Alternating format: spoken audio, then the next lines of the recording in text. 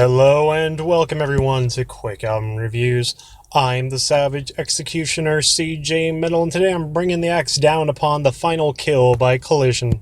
Released in 2020, this mini album, or at least that's what everyone else is calling it, is just short of 15 minutes and consists of a mixture of grindcore and crossover thrash. Now, crossover thrash is basically just a fancy way of saying thrash metal fused with hardcore punk. As an example of a band who plays this kind of style, that would be someone like Municipal Waste. So think of Municipal Waste and grindcore coming together. After doing a little research, I came across statements saying that this is Collision's swan song or final release after 20 years of making music. As to why the band is deciding to stop making music, I'm not 100% sure. I didn't come across anything stating as to why.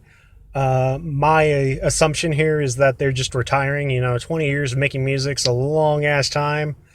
So, I think they're just doing like a Slayer. It's just like, all right, guys, we've done our share. Now it's time to go home and relax.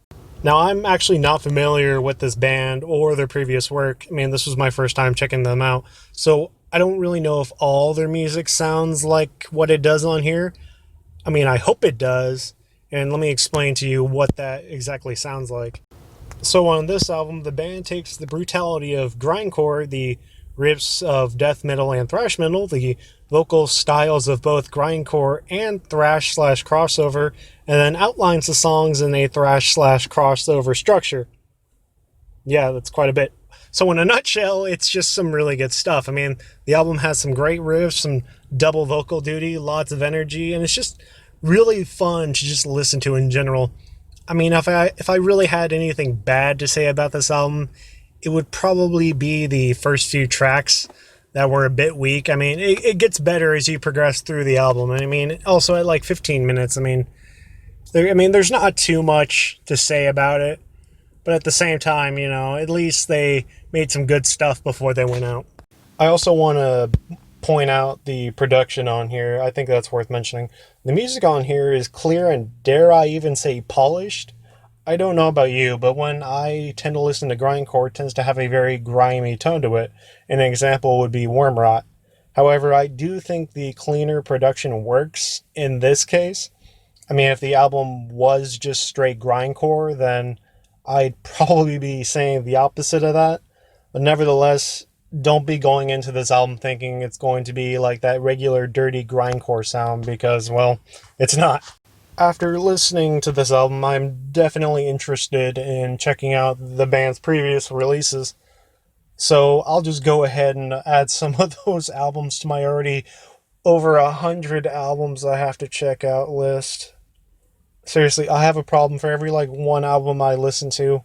I think I add 2 or 3 more that I have to check out. Anyways, I'd recommend this good/great albums to fans of thrash metal and or grindcore. And yeah, that's really all I got today for this review. Thank you everyone for listening. Please stay safe out there in these crazy times. Here in the US, we got riots raging countrywide on top of this entire stupid COVID-19 pandemic. I fucking hate quarantine, man. I haven't seen my friends in, what's it been, 3 months now? My social life's gonna be destroyed once the country reopens. I'm gonna have to start from scratch. I'm gonna have to make new friends with a stick and a rock.